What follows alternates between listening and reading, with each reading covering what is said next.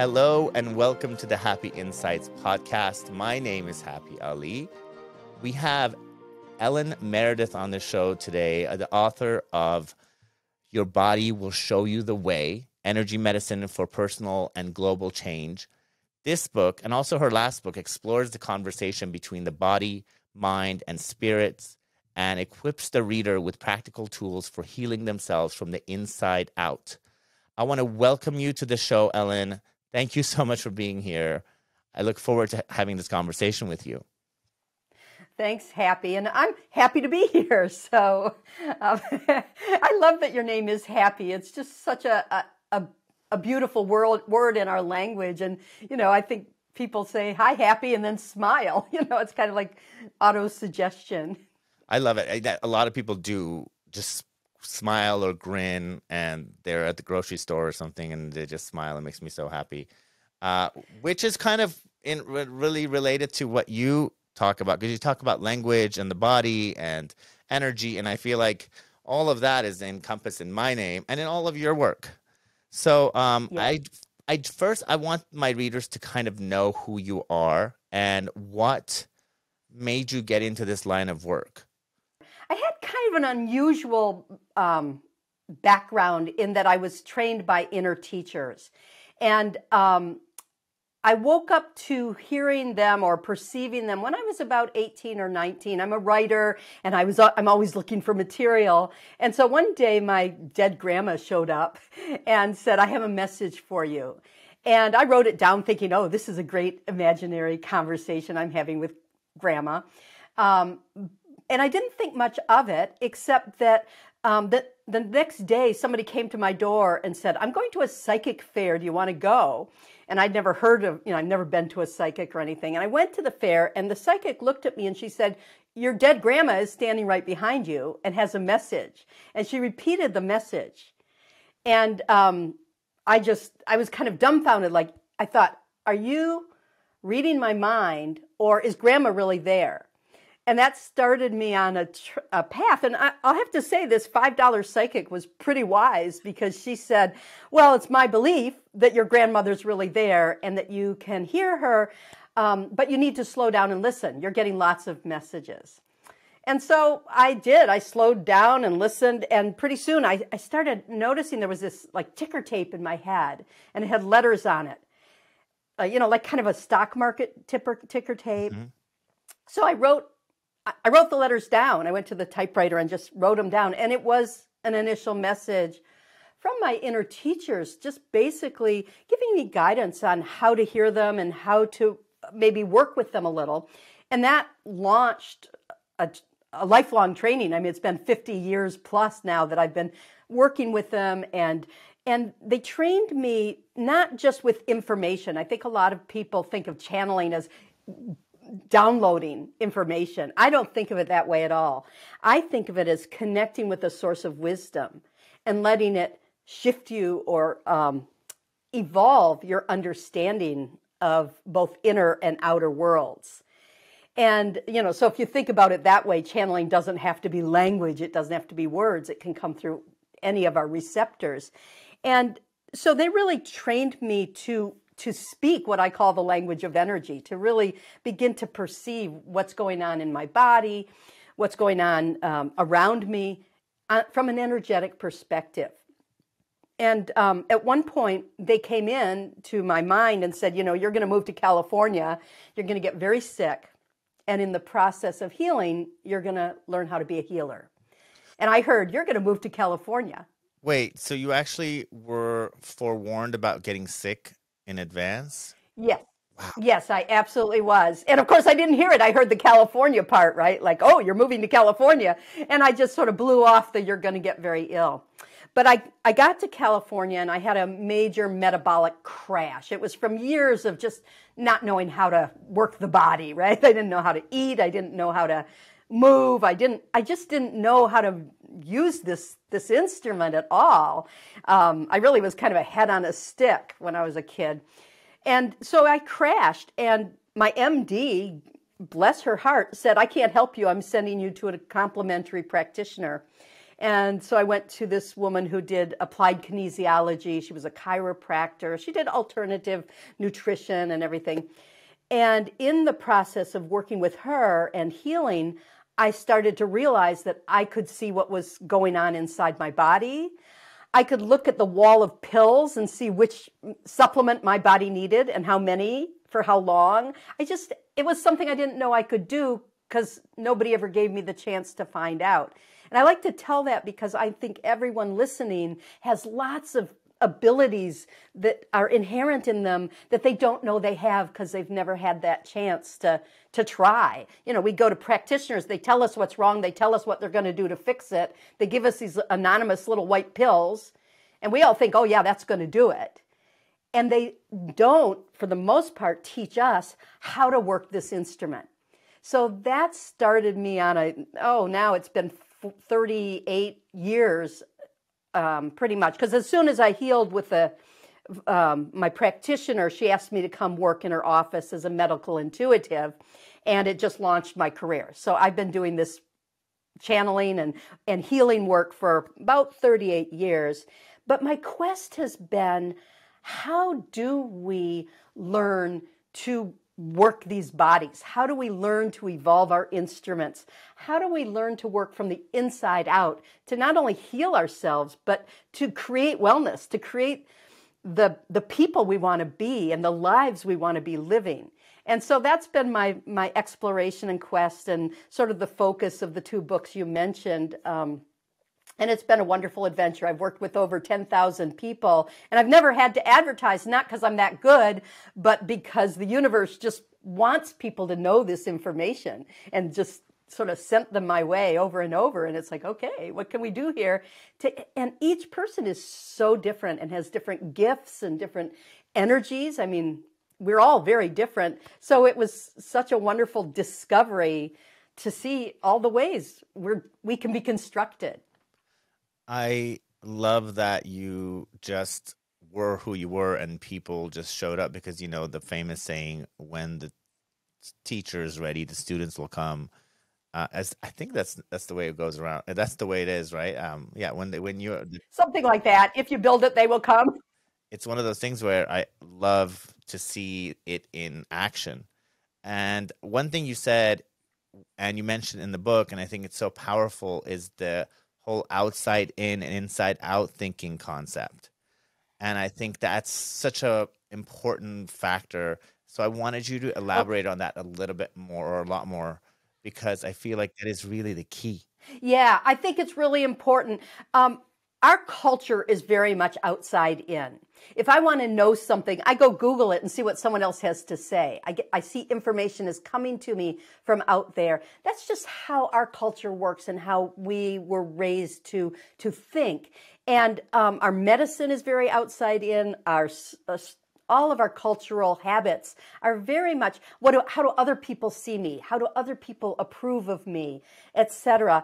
And I really feel like what we're being asked to do now is cultivate our inside out thinking, our ability to work from within to use what I call the inner guidance system.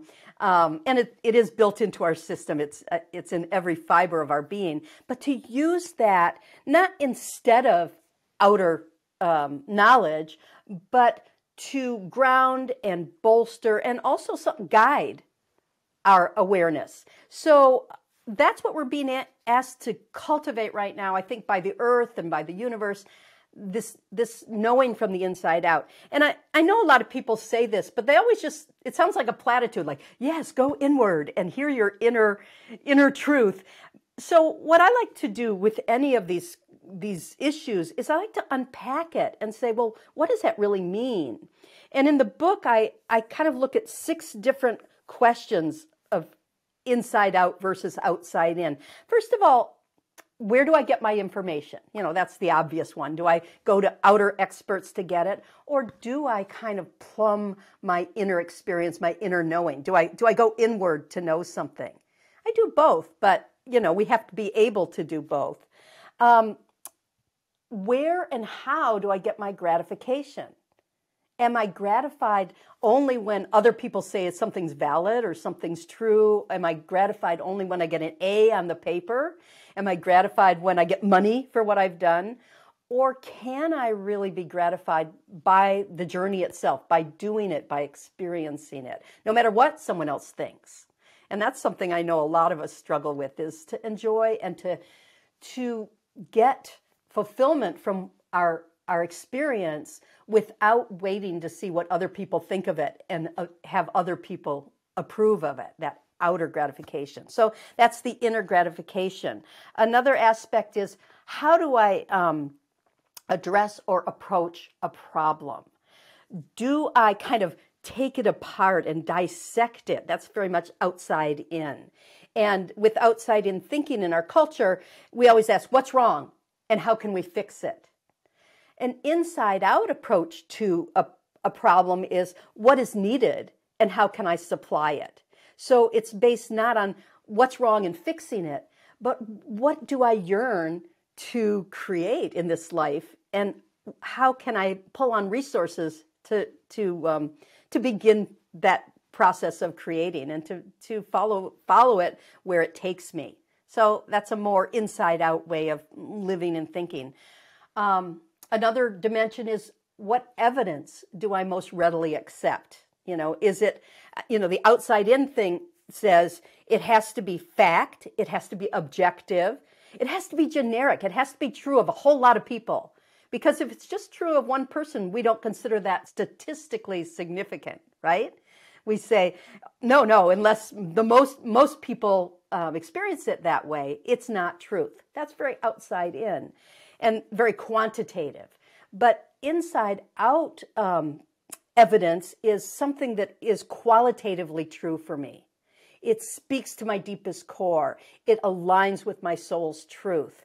It comes from my experience and really working with my experience to understand what my experience is teaching me. And so it's a very different qualitative kind of evidence. I've got two other dimensions I talk about. One is, what questions do I ask? And I mentioned, what's wrong and how do I fix it? But there's other questions. The outside-in approach wants the right answer. So they say, is it this or that? This kind of multiple choice universe. Whereas an inside-out says, I want to see what the parameters of this are. So give me insight into. And we don't ask the question, we don't shape the answer by how we ask the question. We ask questions that are open-ended enough to take us somewhere else if it's the wrong question. Okay, and that's an inside-out skill set.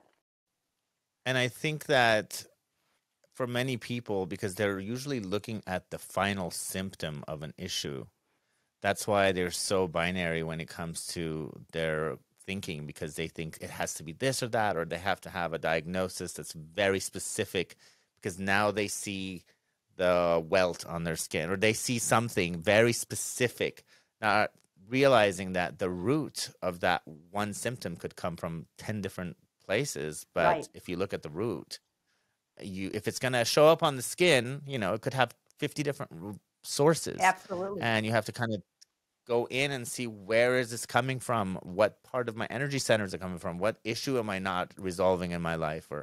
And it's hard for some people to really go in, because first of all, they're so left brain that they don't believe it, or they don't even think about it. Of course, the people watching this or listening to my show, they're already either half and half, or they lean towards the right brain and more spiritual. But I like to also talk about others, because there are people that will watch this and say, well, if inside out would have worked, then why were so many people dying before modern medicine came in? Right. And I want to hear your answer, but my understanding is, of course, as humans, we've evolved. Also, at this part of our evolution in humanity and the earth, our intuition is basically on steroids, because we have information that we have access to that we have never had access to as humans on this planet, because we were evolving. We were in survival mode, and now we're in the superconscious mode, and where our telepathic abilities are enhancing, our intuition, our energetic systems are so strong that it's hard to miss it unless you have completely denied it. So that's my interpretation or answer to people who say, well, why weren't people thriving back in the day before modern medicine? But what I love that you mentioned that I always say is the answer is not necessarily turn off one source.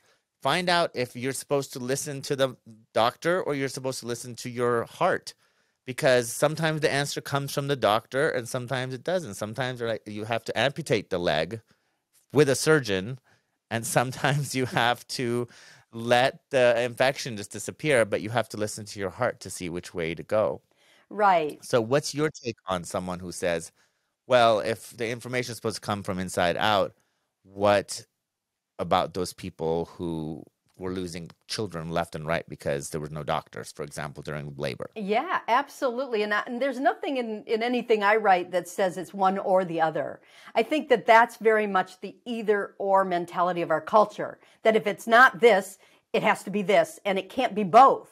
So one of the ways we're being asked to evolve is to evolve from an either or mentality into a both and, a more spherical global awareness where, as you say, sometimes the best medicine is that little white pill, and sometimes the very best medicine is reworking the dynamics that create the illness in the first place.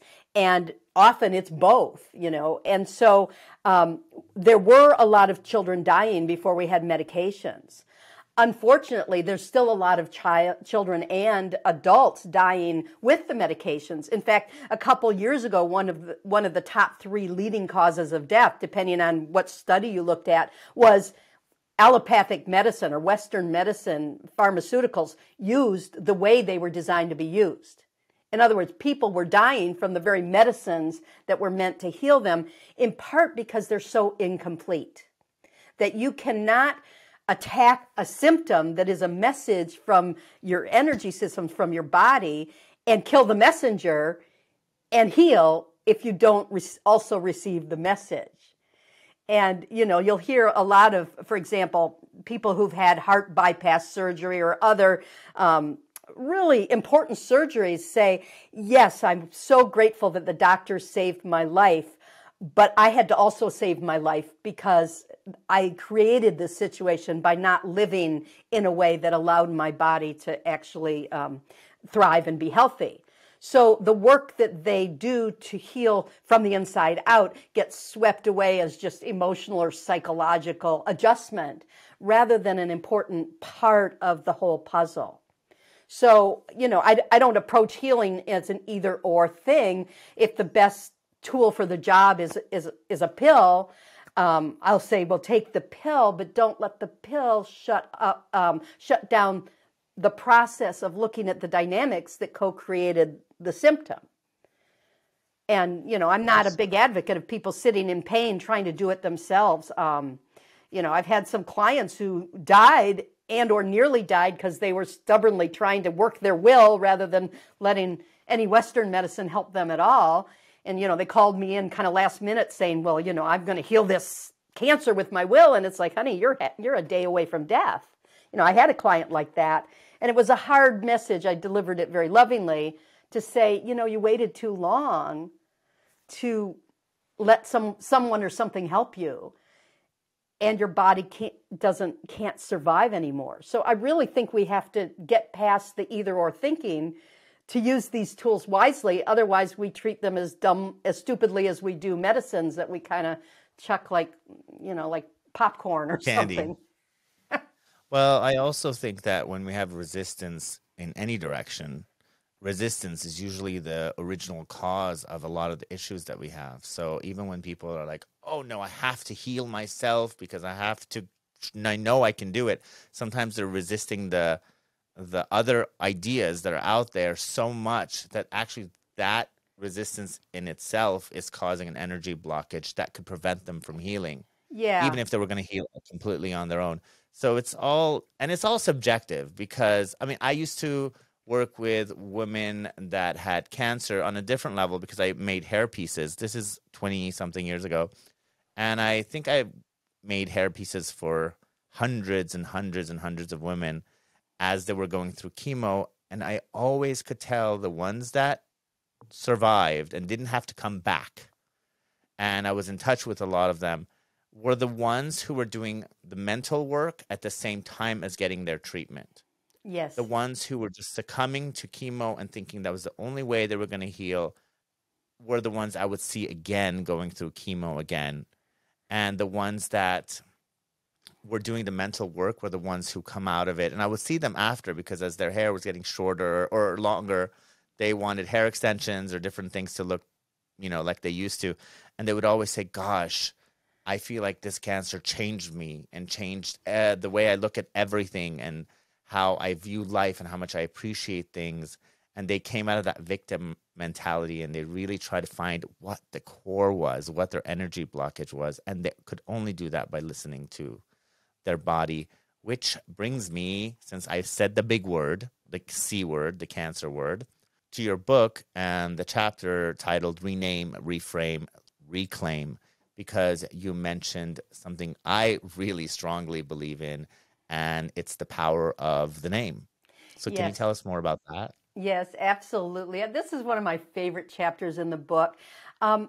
Too often when, we really want to get a diagnosis, we feel like crap and we want someone to tell us, what's wrong, and we want to get a name for it. But too often when we get that name, that diagnosis, it carries a lot of baggage. It carries all the other people who've been diagnosed with the same name, even if our situation is not identical, and it never is, right? It's always quite individual. So, and cancer is a wonderful example of that, because, cancer is like the last name Smith. It describes so many different conditions or situations, even though in most cancers it's cells replicating out of control. And, so it's a boundary issue. It is a kind of identity definition issue in most cases. But depending on the kind of cancer, there's a whole lot of other stuff going on.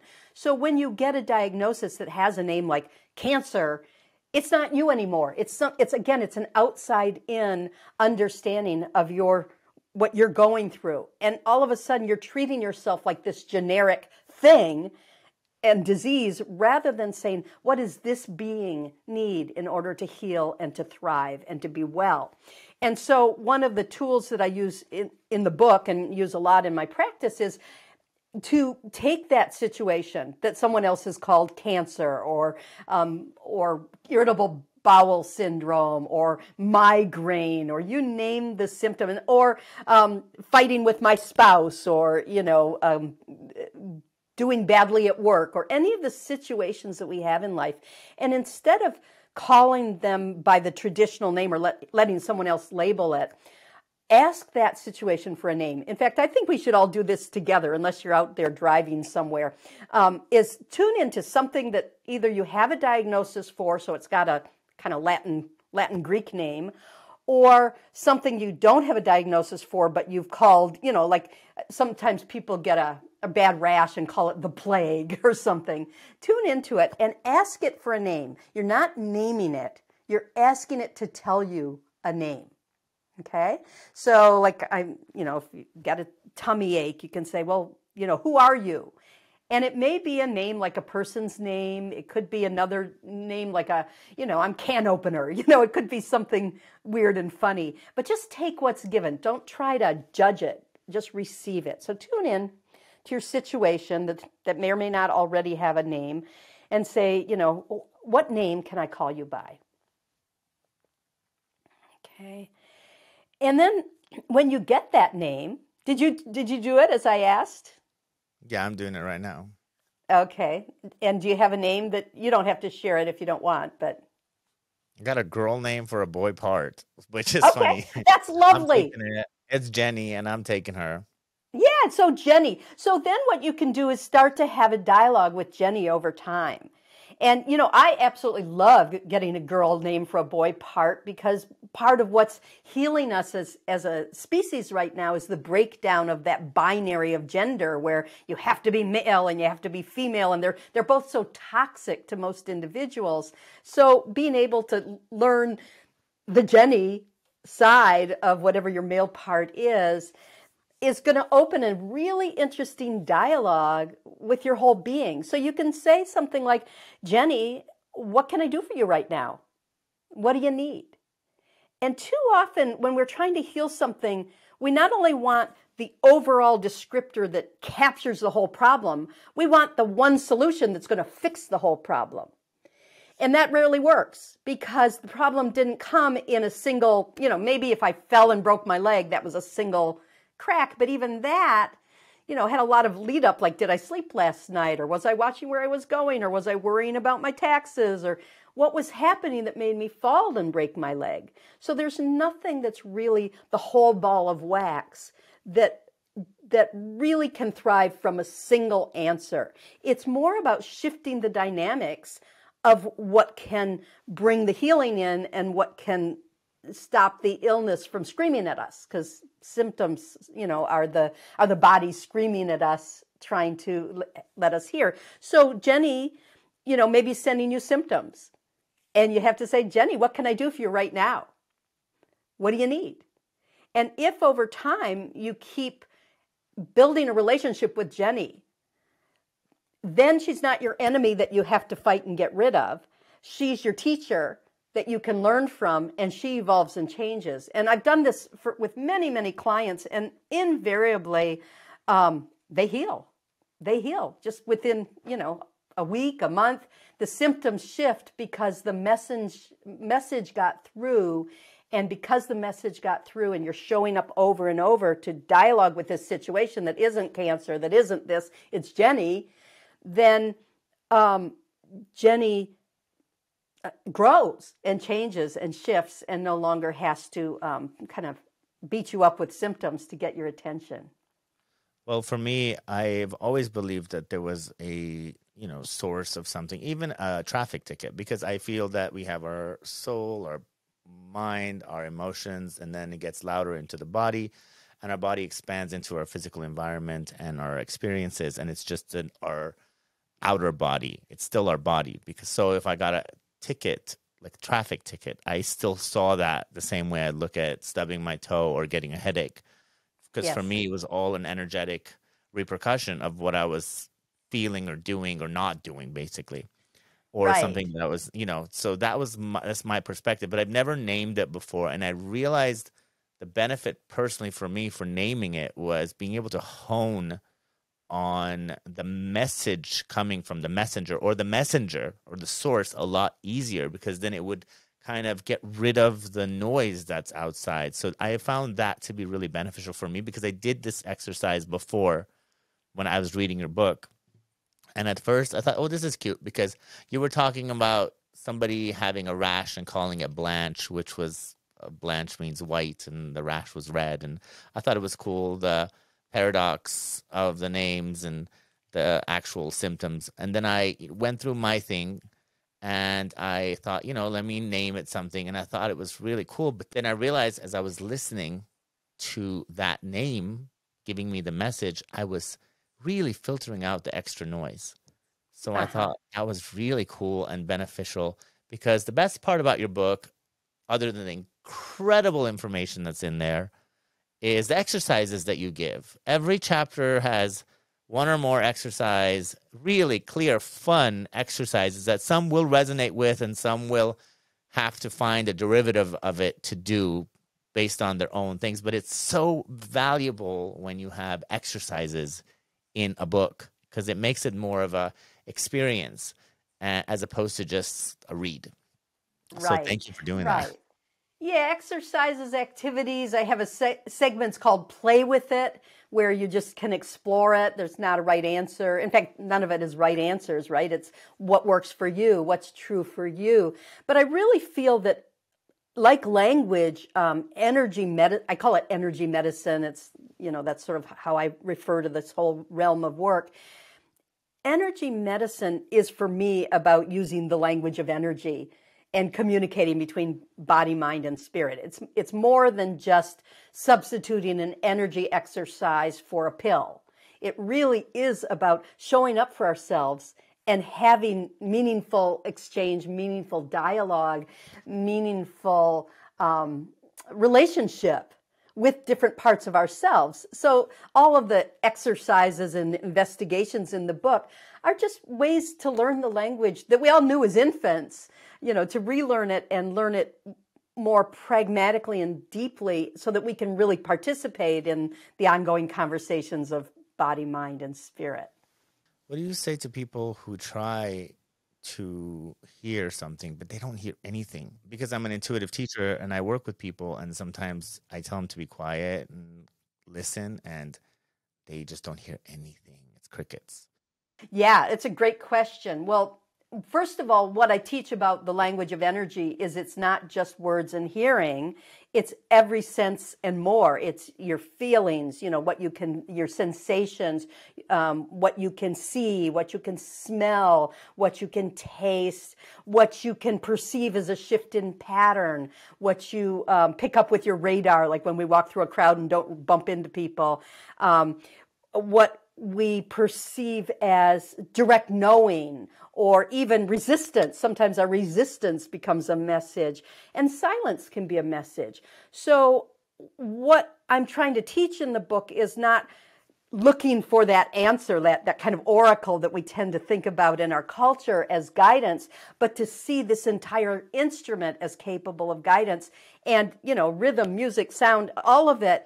So when you tune in and you don't hear anything or get anything, like you don't get a message, it's, well, what are you perceiving right now? And sometimes I'll ask some questions. I do a lot of what I call guided visits in the book, and I actually have them on tape, so you can, what do we call it now? MP3 files that you can download and listen to as well, these guided visits that explore, well, what are you feeling temperature-wise? What's the sensations in your body? Where is your attention drawn? Is it light or dark? What is happening? Because people who don't get anything are probably trying to get it with their thinking brain. And their thinking brain has been very well trained to filter out everything that isn't very outside in, very left brain, very objective and factual. And so a lot of, and some people it's the other way around. They're trained to only hear their feelings and they can't get at their thoughts very clearly. But nonetheless, I think we all use a small portion of the instrument. And my goal through the book and just in reading it and playing with the stuff I invite you to play with, you're going to expand your repertoire of how you receive information. And you're going to start realizing, oh, I've got information. I was just ignoring it. And the brain is so plastic. You have to sometimes grow neural pathways to be able to perceive things that you weren't able to do it before. Because I do notice the inside voice is, of course, a lot more subtle, and the outside voice is really loud. And sometimes it just takes a while to learn how to tune out the outside voice so you can hear the subtleties. Because the subtleties, right? If the inside voice was loud, then we couldn't perceive the outside world. We'd be too distracted. Right, we couldn't navigate. No, we couldn't because it's too loud. Yeah. And the other thing is that if we keep thinking of it, and I'm not correcting you, I agree utterly with what you just said, but if we keep thinking of it as a voice, and we keep thinking even of our mind as being our brain, our mind is our whole energy field. Our mind is our whole perceptual instrument. And so when my stomach grumbles, that's also my mind talking to me. And when I feel the, rhythm in my throat, maybe from the blood traveling through my throat, that's part of the communication. So it is a process of activating our awareness of the language. When we're born, we don't speak English. We're not born speaking English. We learn it by interacting with our environment. And the capacity to speak energy is the same. We're born with the capacity to speak energy. And we learned that actually before spoken language. We learn, what's the energy, what happens when you bounce a ball. That's an energetic event that we learn about. So learning to really hear the inner voices and the inner knowing is also a process of activating equipment that maybe we didn't activate because everyone was speaking Chinese around us and not English or something. That it is just like learning a language in how we can play with it and explore it, and don't have to have right answers. If you have to get it right the first time, you won't try. But if you enjoy, trial and error and making mistakes and having fun with it, you're going to discover things, that your man part can have a name Jenny to it, and that's cool. And what can that mean for you? And that expands your understanding of something you thought maybe you already understood. I love that, which brings me to the part of the book that you mentioned, or you asked, who is speaking to us now? And you had it split into 3 different sources, kind of the earth elemental self, the talking self, and the wiser self. Can you briefly touch on that? Yeah, this is something that my teachers taught me early on, my counsels. I call them my counsels, my inner teachers. They said, you need to think of yourself as a committee of 3.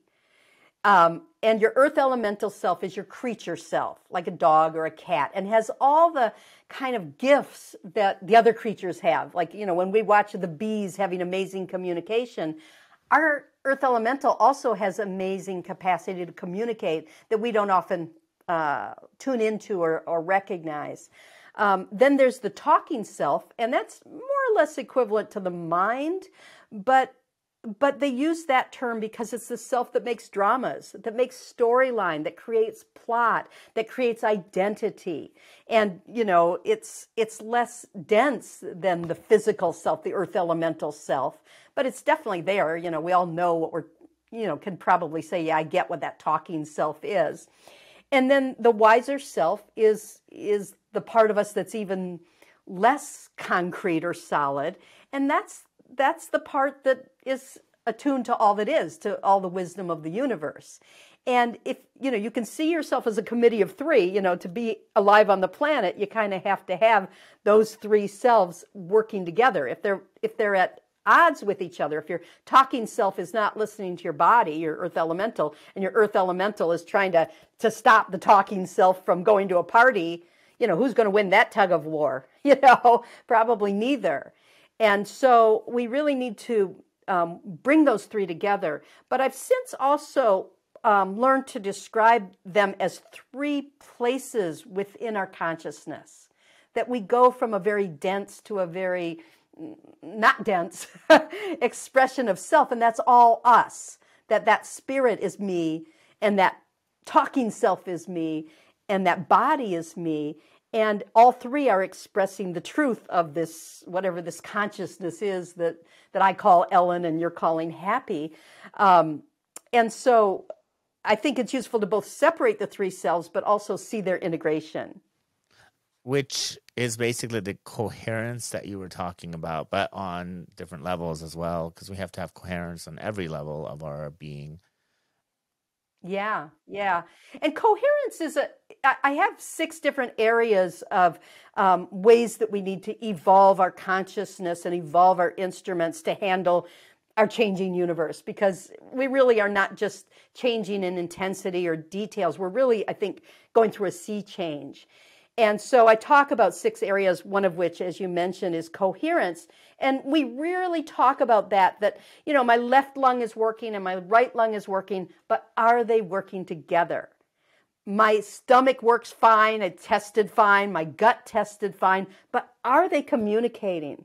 That in order to be whole and in order to be well and healthy, our different parts have to have this coherence, this kind of ability to work together and communicate. It's a concept that, often is the missing piece when someone says, I've been to every practitioner, I've tried everything and nothing works. It's because they're not coherent within themselves. There's this and there's that, and they do these exercises and they take these drugs and they have these programs, but they don't weave themselves together into a coherent whole. And there's lots of energy medicine that helps you do that. Does grounding also help you do that? Yes, that's good. Grounding, you're asking excellent questions. The 6 areas that I talk about, the first one is called gatekeeping, and that's about keeping the gates of self. This is me, this is not me. This can come in, this has to stay out. It's that keeper of identity or keeper of form, the part of us that has to keep us in form so we don't float off into the woo-woo all that is. So that's gatekeeping. Grounding is an important part of it. And grounding is more than just throwing roots into the ground.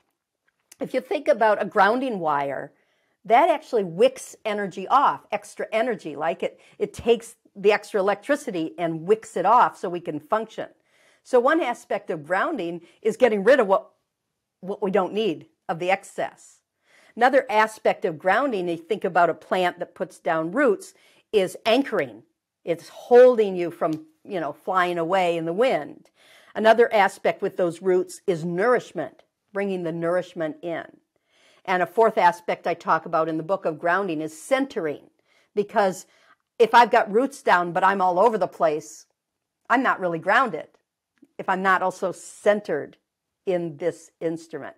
So that's grounding. Coherence, I talk a lot about flow, the flow of energies one into the other, like the meridians flow from one to the next. We have circuitry, and if the circuitry isn't flowing, we can't be well. So how do we get our circuitry flowing and work with our circuitry better? And then there's exchange with the world. That's that thing that I kind of mentioned in passing that we have, that bees have and dolphins have and trees and fungus, all the different life forms have these swarm mentalities, the ability to communicate and be part of a larger community. And we do too. But ours are kind of disrupted by patterns of communication that are kind of dysfunctional, or maybe the World Wide Web that kind of distorts truth rather than supports truth sometimes. So how do we work with our ability to exchange with the world energetically in a healthy fashion? And what's energy medicine? What's our equipment for it? What's energy medicine to help us? And then the final aspect that I talk about that's related to all of this is radiance. It's the soul juice, right? And I don't start with that. I end with it, which seems kind of backwards. But really, this form is just blob unless it's enlivened by the radiance of spirit. And it is that interplay between spirit and form that makes it sort of interesting and exciting to be here on planet Earth in body, right? I mean, when we die, we go back to spirit, and we can dance around and be spirits. So a lot of spiritual practice that pulls us away from the experience of being here in this body with a really interesting talking self, I think misses the point, because we're going to do that when we're dead. What do we do when we're alive to bring integration and to experience this body, mind, spirit conversation that each of us is? And so I look at the radiance, but also how to access it and embody it, and bring that spirit into our every lived moment. Because it's one thing to sit on your cushion and get enlightened and then go be an idiot at work.